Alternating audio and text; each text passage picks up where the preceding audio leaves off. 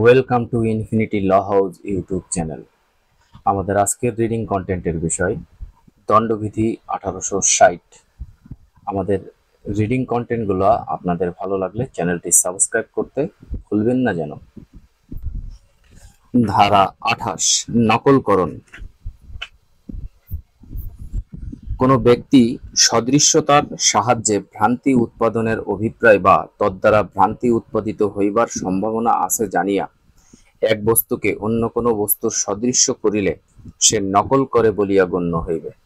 ব্যাখ্যা 1, নকলকরণের ব্যাপারে অনুকরণ অভিকল হওয়া অপরিহার্য নহে। ব্যাখ্যা 2, যে ক্ষেত্রে কোনো ব্যক্তি এক বস্তুকে অন্য বস্তুর সদৃশ্য করে এবং উক্ত সদৃশ্যতার এইরূপ হয় যে তদ্বারা কোনো ব্যক্তি প্রতারিত হইতে পারে, সেই ক্ষেত্রে ভিন্নতর প্রমাণিত না হওয়া অবধি এইরূপ ধরিয়া লওয়া হইবে যে এক বস্তুকে অন্য বস্তুর সদৃশ্যকারী ব্যক্তি উক্ত সদৃশ্যতার সাহায্যে ভ্রান্তি উৎপাদনের সম্ভাবনা রহিয়াছে বলিয়া সে জানিত। ধারাটির বিশ্লেষণ। নকল করা কাহাকে বলে তাহাই এই ধারায় বোঝানো হইয়াছে। নকল করিবার মধ্যে তিনটি উপাদান বর্তমান। ক, একটি জিনিসকে অন্য জিনিসের মতো করা বা করানো। সাদৃশ্য স্থাপনই নকলের মূল কথা। কোনো আদি বা যথার্থ বস্তুকে সামনে রাখিয়া বা মনে রাখিয়া আকৃতিতে উহার সমতুল্য অন্য কিছুকে পরিণত করা নকল করিবার মূল উপাদান। খ, সদৃশ্য বস্তু প্রস্তুত করিবার উদ্দেশ্যে যেখানে ভ্রান্তি উৎপাদন সেখানেই নকল করিবার অপরাধের উদ্ভব। সকল অপরাধের মতো বর্তমান অপরাধেও অভিপ্রায়ের অসততা থাকা প্রয়োজন। কিন্তু কোনো ব্যক্তি যদি একটি বস্তুকে অপর বস্তুর সাদৃশ্য করে তখন ধরিয়া লইতে হয় যে তিনি ভ্রান্তি উৎপাদনের অভিপ্রায়ে তাহা করিয়াছেন। গ, কোনো এক জিনিসকে অন্য জিনিসের সদৃশ্য করা ইহা জানিয়া সে তদ্বারা বঞ্চনা করা হইবে, হয় অভিপ্রায় না হয় জ্ঞান। এই দুইটির যে কোনো একটি অপরাধ সংগঠনের জন্য প্রয়োজন। তবে বর্তমান ধারায় বলা হইয়াছে যে কোনো ব্যক্তি যখন এক বস্তুর সদৃশ্য অন্য বস্তু প্রস্তুত করেন তখন ধরিয়া লইতে হইবে যে তাহার এই জ্ঞান আছে যে উক্ত কাজ দ্বারা অন্য কেহ ভ্রমে পরিণত হইবে। সদৃশ্যকরণ। ধাতব মুদ্রা বা কারেন্সি নোট প্রভৃতি সাধারণত অপরাধীগণ নকল করিয়া থাকেন। 10 পয়সার মুদ্রাকে ঘষিয়া গোল 25 পয়সার রূপান্তরিত করা, খারাপ ধাতু দ্বারা ধাতব মুদ্রা প্রস্তুত করা, জাল নোট প্রভৃতি ছাপানো কাজকেই নকল বলে। সাদৃশ্যের পূর্ণতা অপ্রয়োজনীয়।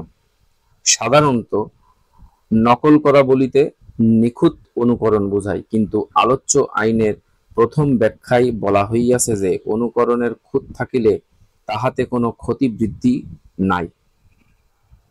সূক্ষ্মভাবে দেখিলে যদি অনুকরণ খুঁত পরিদৃষ্ট হয়, তবুও অনুকরণ যেখানে মানুষকে ভ্রমে ফেলিয়া দিতে সক্ষম সেখানে উক্ত খুঁত সত্ত্বেও আইনে উহাকে নকল বলা হয়। অবশ্য মুদ্রা নকলের ক্ষেত্রে নকল মুদ্রা যদি এমন হয় যে তাহাকে কিছুই আসল বলিয়া চালাইয়া দেওয়া সম্ভব হয় না, সেই ক্ষেত্রে নকল হয় নাই। ব্যবহৃত স্টাম্প অব্যবহৃত রূপে ব্যবহার করাকেও নকল বলে।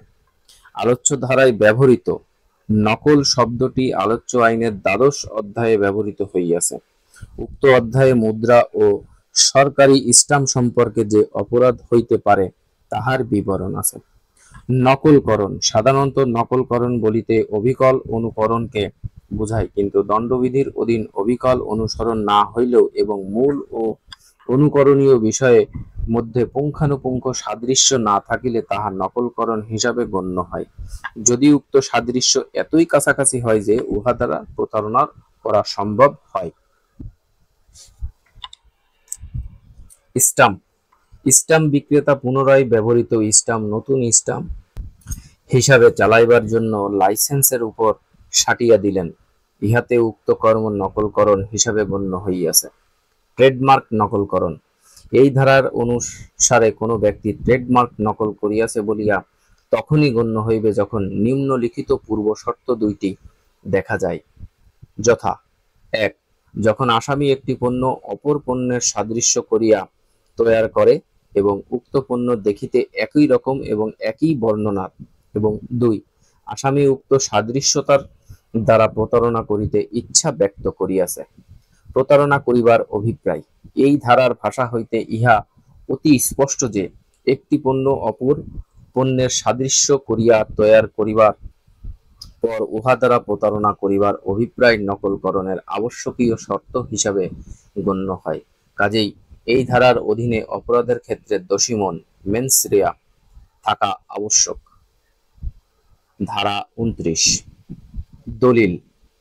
দলিল বলিতে অক্ষরসমূহ, আকৃতিসমূহ বা চিহ্নসমূহের মাধ্যমে অথবা উক্ত মাধ্যমসমূহের একাধিকের সাহায্যে যে কোনো বস্তুর উপর ব্যক্ত বা বিবৃত যে কোনো বিষয় বোঝায়, যাহা উক্ত বস্তুর প্রমাণরূপে ব্যবহারের জন্য অভিপ্রেত বা ব্যবহৃত হইতে পারে।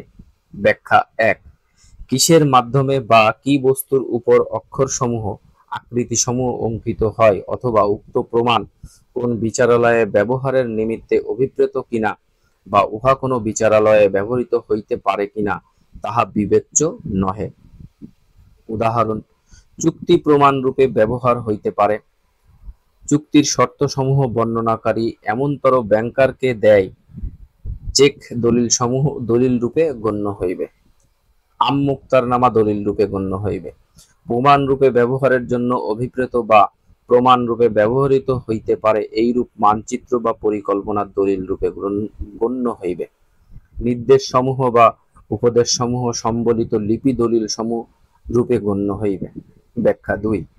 বাণিজ্যিক বা অন্যবিধ প্রথা বলে বর্ণিত মতে অক্ষর সমূহ, আকৃতি সমূহ বা চিহ্ন সমূহের সাহায্যে যাহাই প্রকাশিত হোক, তাহা এই ধারায় তাৎপর্যধীনে অক্ষর সমূহ, আকৃতি সমূহ বা চিহ্ন সমূহের সাহায্যে প্রকাশিত হয় বলিয়া গণ্য হইবে, যদিও প্রকৃতপক্ষে উহা প্রকাশিত না হইয়া থাকে। উদাহরণ: ক তাহার আদেশক্রমে পরিশোধনীয় একটি হুন্ডি পৃষ্ঠে তদীয় নাম সহি করেন। বাণিজ্যিক প্রথা অনুযায়ী পৃষ্ঠাঙ্কনের অর্থ হইতেছে হুন্ডিকে উহার ধারকের নিকট পরিশোধ করিতে হইবে।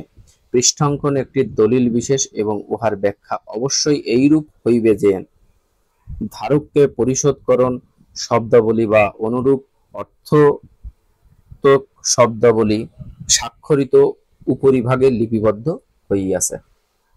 ধারাটির বিশ্লেষণ। দলিল বিষয়ে ধারাটির বিশ্লেষণ খুবই গুরুত্বপূর্ণ একটি বিষয়। এই বিষয়টি আপনাদের দেওয়ানি কার্যবিধি 1908 সালের আইন পড়তে কাজে লাগবে, সাক্ষ্য আইনে দলিলের বিষয় কাজে লাগবে, সুনির্দিষ্ট প্রতিকার আইনে কাজে লাগবে। তো চলুন আমরা দলিলের বিষয় সমূহ জেনে আসি। দলিল কাহাকে বলে তাহাই এই ধারার ব্যাখ্যা করা হইয়াছে। দলিল বলিতে কোনো কাগজ বোঝায় না, কাগজের উপর যাহা প্রকাশিত হয় তাহাকে বোঝায়, কিন্তু কেবলমাত্র ভাবের প্রকাশকে দলিল বলা যায় না, যদি না তাহা কোনো বিষয়ের সাক্ষ্য হিসেবে ব্যবহৃত হয়। দলিল হইতেছে ক কোনো বিষয়, খ যাহা প্রকাশিত হয়, গ যাহা বিবৃত হয়, ঘ কোনো বস্তুর উপর, উম অক্ষর, আকৃতি, চিহ্ন অথবা ইহাতে একাধিক সংকেতের মাধ্যমে, চ যাহা উক্ত বিষয়ে সাক্ষ্য হিসেবে ব্যবহারের অভিপ্রায় করা হয়, ছ যাহা উক্ত বিষয়ে সাক্ষ্য হিসেবে ব্যবহৃত হইতে পারে, বর্গের জ প্রকাশ বা বিবরণের মাধ্যমে এবং উহাদের ব্যবহারের আধার দলিল নির্ণয় প্রাসঙ্গিক নহে, ঝ বাণিজ্যিক প্রথায় দলিল প্রণীত হইতে পারে। অডিও, ভিডিও, টেপ বা ওই শ্রেণীর বস্তু দলিল। দলিলের প্রকৃতি। বনাঞ্চলে গাছের উপর যে নম্বর দেওয়া হয় উহা দলিল। গরু বা মহিষের গায়ে যে নম্বর দেওয়া হয় উহা দলিল। এখন গরু বা মহিষের গায়ের উপর যে নম্বর দেওয়া হয়, আপনারা দেখবেন যে অনেক সময় গরু মহিষ একটা নির্দিষ্ট বাংলাদেশের নির্দিষ্ট পর্বের সময় বিদেশ থেকে আমদানি করা হয়। আমদানি যখন করা হয় তখন ওই মহিষের গায়ে বড় বড় অক্ষরে কিছু নাম্বার দেওয়া থাকে, সেই নাম্বারগুলো উক্ত গরুর দলিল হিসেবে ব্যবহার করা হয়। দলিলের বিশিষ্টতা। মুখের কথা বাতাসে মিলাইয়া যায়, ইহা বড়ই ক্ষণস্থায়ী। দবির বলিল যে তাহার জমিখানি সাবেকের নিকট বিক্রয় করিবে। সাবেদ বলিল আমি কিনিব, কিন্তু পরের দিন দবির বলিল যে সে জমি বিক্রয়ের কথা মোটেই বলে নাই। যদি দবিরের কথাগুলি লিখিয়া রাখা হইত, তবে দবির পরের দিন উহা অস্বীকার করিতে পারিত না। লিখিত হইলেই কথার মর্যাদা বাড়িয়া যায়। যাহা লিখিত হয় তাহাই দলিলের মর্যাদা পায়। জাল দলিল প্রস্তুত। জাল দলিলকে দলিল বলা হয়, যেই ক্ষেত্রে আসামি অন্য এক ব্যক্তির স্বাক্ষর করিয়া একখানি মিথ্যা দরখাস্তের খসড়া তৈয়ার করে এবং তদ্বারা অন্য আরেক ব্যক্তিকে ঠকাইতে চায়, সেক্ষেত্রে উক্ত খসড়া দরখাস্তকে দলিল বলা হয়। স্মরণ রাখিতে হইবে যে এই ধারায় বর্ণিত দলিল দ্বারা তাহার মধ্যে বর্ণিত বিষয় প্রমাণ করা যায় না। মুদ্রিত বিষয় দলিল হইতে পারে।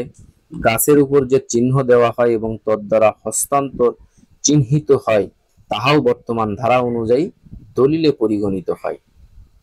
প্রসঙ্গত সাক্ষ্য আইনের ৩ ধারা দ্রষ্টব্য। অর্থাৎ দলিল সম্পর্কে সাক্ষ্য আইনের ৩ ধারায় বলা আছে। দলিল অর্থ কোন পদার্থের উপর অক্ষর, অঙ্ক বা চিহ্নের সাহায্য অথবা উক্ত পন্থাসমূহের একাধিক পন্থায় প্রকাশিত বা বর্ণিত কোনো বিষয়, যে পন্থা উক্ত বিষয় লিপিবদ্ধ করিবার জন্য ব্যবহারের ইচ্ছা করা হইয়া থাকিতে পারে বা ব্যবহার করা যাইতে পারে। উদাহরণ: লিখিত কোনো জিনিস দলিল, মুদ্রিত, লিথোগ্রাফকৃত, ফটোগ্রাফকৃত সকল কিছুই দলিল। কোনো মানচিত্র বা পরিকল্পনার দলিল ধাতু খণ্ড বা প্রস্তর খণ্ডের উপর কিছু খোদাই করা হইলে তাহা দলিল। কোনো ব্যঙ্গচিত্র দলিল। ছাপান বিষয়। কোনো বিষয় দলিলকরণ হিসাবে গণ্য হয়, তাহা আবশ্যিকভাবে নির্ভর করে উহার প্রকৃতির উপর এবং উহা কোন উদ্দেশ্যে ব্যবহার করা হইতেছে তাহার উপর। দলিলের সংজ্ঞাই ইহা আবশ্যক করে না যে উহা সর্বক্ষেত্রে লিখিত হইতে হইবে অথবা উহাতে স্বাক্ষর অথবা আঙ্গুলের ছাপ বহন করিতে হইবে। কোনো কিছুর উপর কোনো কিছু লিখলে বা চিহ্ন দিলে বা আঁকিলে এবং তদ্বারা কিছু বোঝানো গেলে উহা দলিল। পিঠের উপর সাদা লিখিলে উহা দলিল। ধারা ৩০। মূল্যবান জামানত। মূল্যবান জামানত শব্দগুলি দ্বারা এমন একটি দলিল বুঝায় যাহা হইতেছে বা যাহার তাৎপর্য হইতেছে যে উক্ত দলিল বলে কোনো আইনানুগ অধিকার প্রতিষ্ঠিত, সম্প্রসারিত, হস্তান্তরিত, সীমিত, বিলুপ্ত বা খারিজ করা হয়, অথবা যদ্বারা কোনো ব্যক্তি এই মর্মে স্বীকার করেন যে তিনি কোনো আইনানুগ দায়িত্বাধীনে রহিয়াছেন বা তাহারা কোনো বিশেষ আইনানুগ অধিকার নাই। উদাহরণ: একটি হুন্ডির পৃষ্ঠে তাহার নাম সই করেন, যেহেতু এই পৃষ্ঠাঙ্কনের ফল হইতেছে যে হুন্ডির সত্ত্ব এইরূপ কোনো ব্যক্তির নিকট হস্তান্তর করা, যিনি উহার আইনানুগ ধারক হইতে পারেন, সেই হেতু উক্ত পৃষ্ঠাঙ্কন একটি মূল্যবান জামানত বলিয়া গণ্য হইবে। সুপ্রিয় সুধী, ইনফিনিটি ল হাউসের আইনের রিডিং কন্টেন্ট, মূল আইনের রিডিং কন্টেন্ট গুলো ভালো লাগলে অবশ্যই চ্যানেলটি সাবস্ক্রাইব করে দিবেন। আমরা প্রতিনিয়ত মূল আইনের রিডিং কন্টেন্ট তৈরি করে থাকি। চলুন দণ্ডবিধি 1860 ধারা 30-এর মূল্যবান জামানত বিশ্লেষণটা পড়ে আসে। বিশ্লেষণ: আরস্য ধারায় মূল্যবান জামানত বলিতে কি বোঝায় তাহার ব্যাখ্যা দেওয়া হইয়াছে। মূল্যবান জামানত বলিতে বোঝায় ক. একখানা দলিল, খ. যাহা কোনো আইনানুগ অধিকার সৃষ্টি করে, গ. যাহা কোনো আইনানুগ অধিকার সম্প্রসারিত করে, ঘ. যাহা কোনো আইনানুগ অধিকার হস্তান্তর করে, ঙ. যাহা কোনো আইনানুগ অধিকার সীমিত করে, চ. যাহা কোনো আইনানুগ অধিকার বিলুপ্ত করে, ছ. যাহা কোনো আইনানুগ অধিকার মুক্ত করে, বর্গের জ. যাহার মধ্যে কোনো ব্যক্তি তাহার আইনানুগ দায়িত্ব স্বীকার করেন, ঝ. যাহার মাধ্যমে কোনো ব্যক্তি স্বীকার করেন ও তাহার কোনো আইনানুগ অধিকার নেই। শব্দের ব্যবহার। এই শব্দদ্বয় আলোচ্য আইনের 329 হইতে 331 পর্যন্ত, 337, 384, 420, 467 এবং 477 ধারায় ব্যবহৃত হইয়াছে। মূল্যবান জামানতের প্রকৃতি। যে দলিল মূল্য সৃষ্টি করে, অর্থাৎ যাহার দ্বারা আইনানুগ অধিকার সৃষ্ট বা নষ্ট হয় বা নষ্ট হইবে বলিয়া মনে করা যায়, তাহাই মূল্যবান জামানত। কোন দলিল যদি নাবালক দ্বারা সম্পাদিত হয় তবে তাহা কার্যকরী নহে, কিন্তু তবু তাহাকে মূল্যবান জামানত বলা চলে, কারণ এই দলিল কোন অধিকার সৃষ্টি বা নষ্ট করিতে পারে বলিয়া ধরিয়া লওয়া যায়। ঠিক এইভাবে যে দলিল স্টাম্প করা হয় নাই বা যাহাতে সকল পক্ষের নাম সই বা যাহাতে সম্পাদনের স্থান বা তারিখ নাই, তাহাও মূল্যবান জামানত হইতে পারে। ক, খাজনার দাখিলাকে মূল্যবান জামানত বলা হয়। কবুলিয়তকে মূল্যবান জামানত বলা হয়। গ, দলিলের উপরে স্টাম্প লাগানো হইয়াছে কিন্তু স্টাম্পের উপর স্বাক্ষর করা হয় নাই, এমন দলিলকেও মূল্যবান জামানত বলা হয়। ঘ, হিসাবের খাতাকে মূল্যবান জামানত বলা হয় না, কিন্তু তাহার দ্বারা যদি কোনো অর্থের আদান প্রদান প্রমাণিত হয় তবে তাহাকে মূল্যবান জামানত বলা যাইতে পারে।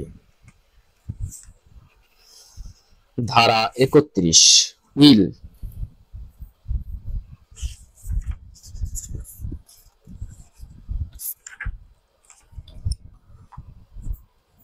উইল একটি উইল বলিতে যে কোনো ওসিয়তমূলক দলিল বোঝায়। ধারাটির বিশ্লেষণ। মৃত্যুর পরে সম্পত্তির বিলিবন্দেজের ব্যবস্থা সম্বলিত দলিলকে উইল বলা হয়। সাকসেশন অ্যাক্ট 1925 সালের 39 নম্বর আইনের 2 ধারায় উইলের সংজ্ঞা প্রদত্ত হইয়াছে। এই ধারা মতে উইল হইতেছে ক, একটি ঘোষণা। খ, যাহা একটি উইলকারীর ইচ্ছাকে ঘোষণা করে। গ, যাহা তাহার সম্পত্তি বিলিবন্দেজ সম্পর্কে প্রদত্ত হয়। ঘ, যাহা তাহার মৃত্যুর পরে কার্যকরী হয়। জেনারেল ক্লজেস অ্যাক্ট 1897 1897 সালের 10 নং আইনের 3 ধারায় বলা হইয়াছে যে উইলের মধ্যে কোডিসিল ও অন্তর্ভুক্ত এবং এ দলিল সম্পত্তি সম্পর্কে মরণোত্তর বিলিবন্দেজ নির্দেশ দেয়, তাহাই উইল। উইল মৃত্যুর পূর্বে পরিবর্তন করা যায়। শেষে উইল ও যথার্থ উইল। বিখ্যাত ঔপন্যাসিক বঙ্কিমচন্দ্র চট্টোপাধ্যায়ের একটা উপন্যাস আছে কৃষ্ণকান্তের উইল, পুস্তকখানিতে এইরূপ উইল পরিবর্তনের কাহিনী বিবৃত আছে। আপনারা চাইলে পুস্তকটি নিজ উদ্যোগে দেখে আসতে পারেন এবং পড়তে পারেন, খুব সুন্দর বই। বাংলাদেশের মুসলমানগণ উইল করিতে পারেন বটে, কিন্তু এই অধিকার অত্যন্ত সীমিত। বাংলাদেশের হিন্দুগণ কর্তৃক উইল জজ কোর্ট হইতে প্রবেট লইলেন তবেই কার্যকরী হইবে। ধারা 32, অবৈধ বিচ্যুতি সমূহ আইন সমূহের উল্লেখকারী শব্দ সমূহের সংজ্ঞাভুক্ত। প্রসঙ্গে প্রতিকূল অভিপ্রায় পরিলক্ষিত না হইলে এই বিধির প্রত্যেক অংশে সম্পাদিত কার্যাবলীর প্রতি উল্লেখকারী শব্দ সমূহে অবৈধ বিচ্যুতি সমূহ বোঝাইবে। আইনের ভাষা সাধারণত একটু জটিল হয়, সেটাকে ভেঙে ভেঙে বুঝে নিতে হয়। ইউটিউবে অনেক লার্নেট আছে, তারা নির্দিষ্ট আইন সম্পর্কে বিভিন্ন ব্যাখ্যামূলক সহজ সাবলীল ভাষায় বিভিন্ন ধরনের কন্টেন্ট তৈরি করছে, কিন্তু আমি সম্পূর্ণ মূল আইনের বেসিসে এই কন্টেন্টগুলো তৈরি করি। সেখানে শুধুমাত্র মূল আইনের রিডিং পড়া হয়। পরবর্তীতে আপনাদের চাহিদা অনুসারে কোনো আইনের যদি কোনো ধারার আপনারা ব্যাখ্যামূলক কোনো কিছু জানতে চান, নিচে কমেন্ট করবেন, আমি সেই ভিডিও তৈরি করব। তো আসুন আমরা 32 ধারার বিশ্লেষণটা জেনে আসি। বিশ্লেষণ। কর্ম বলিতে কর্মবিচ্যুতি ও কর্মবিরতি বোঝায়। বর্তমান ধারায় ইহাই মূল কথা। কর্মের উৎস 2 স্থলে, মস্তিষ্কে এবং দেহের অঙ্গে প্রত্যঙ্গে। মস্তিষ্ক আদেশ দিল আর তৎক্ষণাৎ লোকটি হাঁটিতে আরম্ভ করিল, ইহাই সাধারণভাবে কাজের নমুনা। কিন্তু আলোচ্য আইনকে কাজের আরো প্রসারিত করিয়া দেখা হইয়াছে। মনের আদেশে যখন অঙ্গ প্রত্যঙ্গ চুপ করিয়া থাকে এবং এই চুপ করিয়া থাকিবার একটি অভিপ্রায় থাকে এবং এই অভিপ্রায় অসাধু হয়, সেই ক্ষেত্রে ইহাকে কাজ বলিয়া গণ্য করা হয়। যাহা করা কর্তব্য তাহা না করাকেও আইনের ভাষায় কাজ বলে। একজন পুলিশ অফিসার এক ব্যক্তিকে তাহার স্বীকারোক্তি আদায়ের উদ্দেশ্যে বেদম মারপিট করিতেছে। অন্য একজন পুলিশ অফিসার পাশে দাঁড়াইয়া তাহা দেখিতেছেন।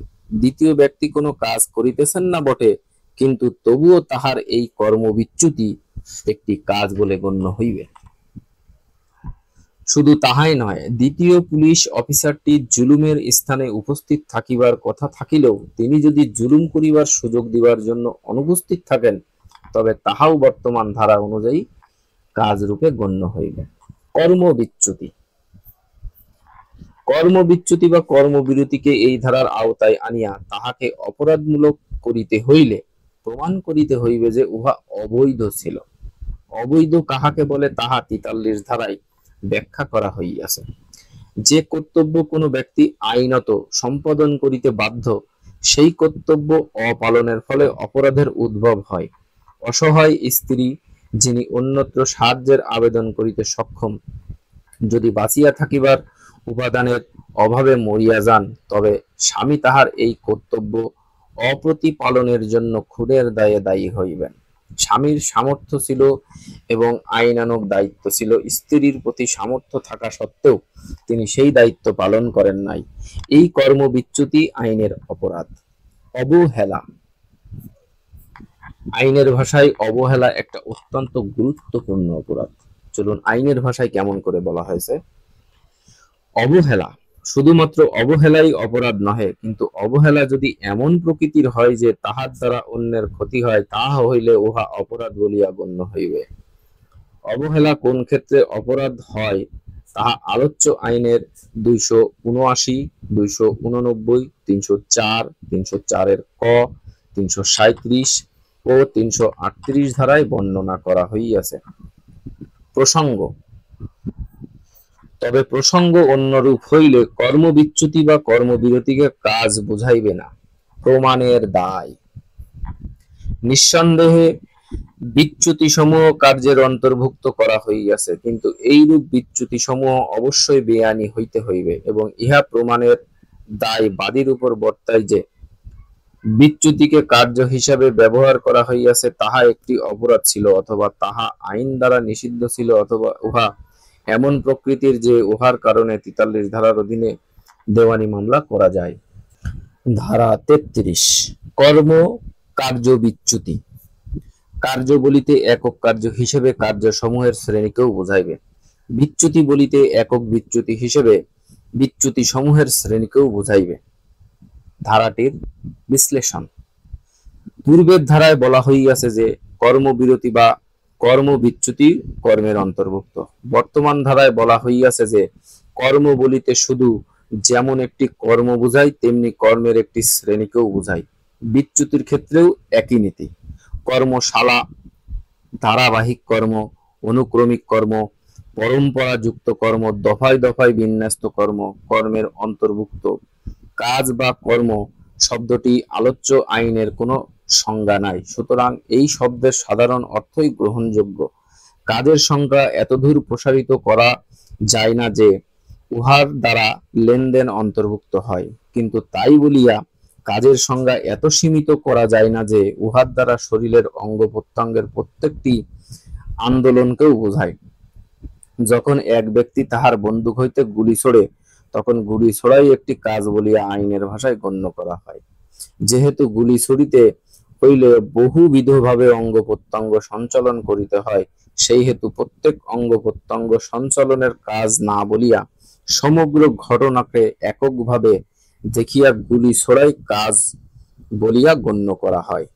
কোনো একটি কাজ একাধিক আইনে শাস্তিযোগ্য হইতে পারে, কিন্তু একই কাজের জন্য কোনো ব্যক্তি দুইবার শাস্তি দেওয়া যাইবে না। বিষয়টি উল্লেখ আছে জেনারেল ক্লজেস অ্যাক্টের সেকশন 26। কোন কর্ম বা কর্ম বিচ্যুতির শ্রেণী এককভাবে কর্মরূপে নির্দেশিত হইলেও তাহাদের দ্বারা যে মাত্র একটি অপরাধ হইবে এমন কথা বলা যায় না। কর্ম বা কর্ম বিচ্যুতি সমূহ এক অপরাধ সৃষ্টি করে না একাধিক অপরাধ সৃষ্টি করে তাহা ফৌজদারি কার্যবিধির উপর নির্ভরশীল। প্রসঙ্গত এখানে ফৌজদারি কার্যবিধির ধারা 235। চলুন আমরা ফৌজদারি কার্যবিধির 235 নম্বর ধারাটি একটু দেখে আসি। ফৌজদারি কার্যবিধির 235 ধারা, একাধিক অপরাধের বিচার। দুইটি সংজ্ঞার অন্তর্ভুক্ত অপরাধ একাধিক কার্য যখন এক রকমের অপরাধ কিন্তু একত্রিত করা হইলে অন্যরূপ অপরাধে পরিণত হয়। উপধারা 1, একই ধারা পরম্পরায় সংগঠিত কতগুলি কার্য যদি পরস্পরের সহিত এইরূপ সম্পর্কযুক্ত হয় যে কার্যগুলি একটি মাত্র কার্যের শামিল এবং একই ব্যক্তি যদি উক্ত কার্য সম্পর্কিত ব্যাপারে একাধিক অপরাধ করিয়া থাকে, তাহা হইলে এইরূপ প্রত্যেকটি অপরাধের জন্য তাহার বিরুদ্ধে চার্জ করিয়া একটি মাত্র মামলায় তাহার বিচার করা যাইতে পারে। উপধারা 2, অভিযোগকৃত কার্যগুলি যদি এমন একটি অপরাধের সৃষ্টি করে যাহা বর্তমানে বলবৎ এমন কোন আইনের, যে আইন দ্বারা অপরাধের সংজ্ঞা ও দণ্ড দেওয়া হয়, দুই বা ততোধিক পৃথক সংজ্ঞার অন্তর্ভুক্ত হয়, তাহা হইলে উক্ত অপরাধে অভিযুক্ত ব্যক্তির বিরুদ্ধে উক্তরূপ প্রত্যেকটি অপরাধের জন্য অভিযোগ প্রস্তুত করা যাইতে পারে এবং একই মামলায় বিচার করা যাইতে পারে। উপধারা 3, কতকগুলি কার্যের মধ্যে যদি একটি কার্য এককভাবে এবং একাধিক কার্য যদি একত্রে একটি অপরাধ সৃষ্টি করে, তাহা হইলে উক্ত অপরাধ সমূহের অভিযুক্ত ব্যক্তির বিরুদ্ধে উক্ত মিলিত কার্যসমূহের সম্মিলিত অপরাধ বা একটি কার্যের একক অপরাধ বা সংযুক্ত একাধিক কার্যের একত্রিত অপরাধের জন্য অভিযোগ প্রস্তুত করা যাইতে পারে এবং মোকদ্দমায় তাহার বিচার যাইতে পারে। উপধারা 4, এই ধারার কোন বিধান দণ্ডবিধির 71 ধারাকে প্রভাবিত করিবে না। উদাহরণ, উপধারা 1 সম্পর্কিত উদাহরণ। উদাহরণ ক, গ নামক জনৈক কনস্টেবলের আইনসঙ্গত হেফাজত হইতে খকে উদ্ধার করিল এবং এইরূপ করিবার সময় গকে গুরুতর রূপে আহত করিল। ক এর বিরুদ্ধে দণ্ডবিধির 225 ও 233 ধারা মোতাবেক অভিযোগ প্রস্তুত করা যাইতে পারে এবং তাহাকে উহার জন্য দণ্ডিত করা যাইতে পারে। উদাহরণ খ, ক জনৈক নারী সঙ্গমের উদ্দেশ্যে দিবাভাগে একটি গৃহের দরজা বা জানালা ভাঙিয়া এবং উক্তরূপে গৃহে প্রবেশ করিয়া খ এর স্ত্রীর সহিত অবৈধ সঙ্গম করিল। খ এর বিরুদ্ধে দণ্ডবিধির 454 এবং 457 ধারায় মোতাবেক পৃথকভাবে অভিযোগ প্রস্তুত করা যাইতে পারে এবং তাহাকে উহার জন্য দণ্ডিত করা যাইতে পারে। উদাহরণ গ, ক অবৈধ সঙ্গমের উদ্দেশ্যে গ এর স্ত্রী খ কে গ এর নিকট হইতে ফুসলাইয়া লইয়া গেল এবং তাহার সহিত অবৈধ সঙ্গম করিল।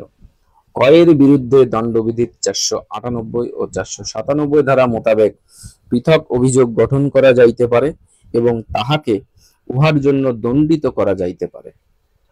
উদাহরণ ঘ, দণ্ডবিধির 466 ধারা অনুযায়ী দণ্ডনীয় কতিপয় জালিয়াতি করিবার উদ্দেশ্যে ব্যবহারের জন্য ক নকল জানিয়া কতিপয় সিল দখল রাখিয়াছেন। ককে দণ্ডবিধির 473 ধারা মোতাবেক প্রত্যেকটি সিল দখলে রাখিবার জন্য পৃথকভাবে অভিযুক্ত ও দণ্ডিত করা যাইতে পারে। উদাহরণ উম, ন্যায় ও আইনসঙ্গত কোনো অজুহাত নাই জানিয়াও খকে ক্ষতিগ্রস্ত করিবার উদ্দেশ্যে ক তাহার বিরুদ্ধে একটি ফৌজদারি কার্যক্রম রুজু করিল এবং ইহা ব্যতীত ন্যায় বা আইনসঙ্গত কোনো অজুহাত নাই জানিয়াও খ একটি অপরাধ করিয়াছে বলিয়া মিথ্যা অভিযোগ করিল। ককে দণ্ডবিধির 211 ধারা মোতাবেক দুইটি অপরাধের জন্য পৃথকভাবে অভিযুক্ত ও দণ্ডিত করা যাইতে পারে। উদাহরণ চ, ন্যায় ও আইনসঙ্গত কোনো অজুহাত নাই জানিয়াও খকে ক্ষতিগ্রস্ত করিবার উদ্দেশ্যে সে একটি অপরাধ করিয়াছে বলিয়া ক তাহার বিরুদ্ধে একটি মিথ্যা অভিযোগ করিল। বিচারের সময় খকে মৃত্যুদণ্ডে দণ্ডিত করিবার উদ্দেশ্যে ক তাহার বিরুদ্ধে মিথ্যা সাক্ষ্য দিল। ককে দণ্ডবিধির 211 ও 194 ধারা মোতাবেক অপরাধের জন্য পৃথকভাবে অভিযুক্ত ও দণ্ডিত করা যাইতে পারে। উদাহরণ স, ক অপর 6 ব্যক্তির সহিত দাঙ্গায় গুরুতর রূপে আহত করা এবং উক্ত দাঙ্গা দমনের ব্যাপারে সরকারি কর্তব্য সম্পাদনে রত জনৈক সরকারি কর্মচারীকে প্রহারের অপরাধ করিল। ককে দণ্ডবিধির 447, 325 ও 152 ধারায় পৃথকভাবে অভিযুক্ত ও দণ্ডিত করা যাইতে পারে। উদাহরণ বর্গের জ, খ গ ঘকে ভীত সন্ত্রস্ত করিবার উদ্দেশ্যে ক একই সময় তাহাতে দেহে আঘাত করিবার হুমকি দিল।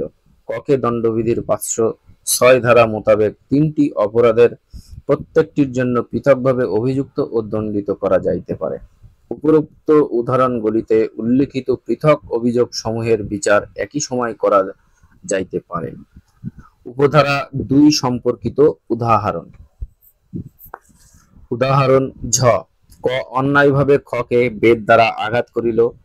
ককে দণ্ডবিধির 352 ও 323 ধারা মোতাবেক অপরাধের জন্য পৃথকভাবে অভিযুক্ত ও দণ্ডিত করা যাইতে পারে। উদাহরণ ইঙ, কয়েক বস্তা চোরাই শস্য লুকাইয়া রাখার জন্য ক খয়ের নিকট দেওয়া হলো। ক ও খ জানিত যে উহা চোরাই মাল, অতঃপর বস্তাগুলি একটি শস্য রাখার গর্তের তলদেশে লুকাইয়া রাখিবার ব্যাপারে ক ও খ পরস্পরকে স্বেচ্ছামূলকভাবে সাহায্য করিল। ক ও খকে দণ্ডবিধির 411 ও 144 ধারা মোতাবেক অপরাধের জন্য পৃথকভাবে অভিযুক্ত ও দণ্ডিত করা যাইতে পারে।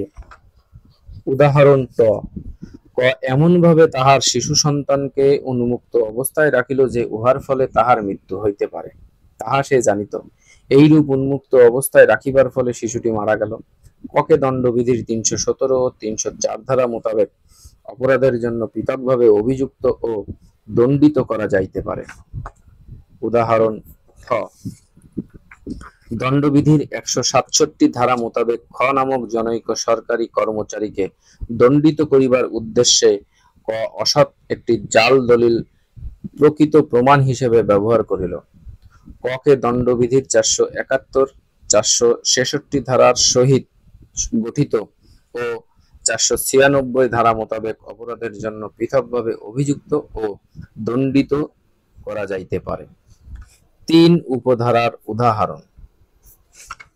উদাহরণ ড, ক ক্ষয়ের উপর দস্যুতা করিল এবং উক্তরূপ করিতে গিয়া ইচ্ছাকৃতভাবে তাহাকে আঘাত করিল।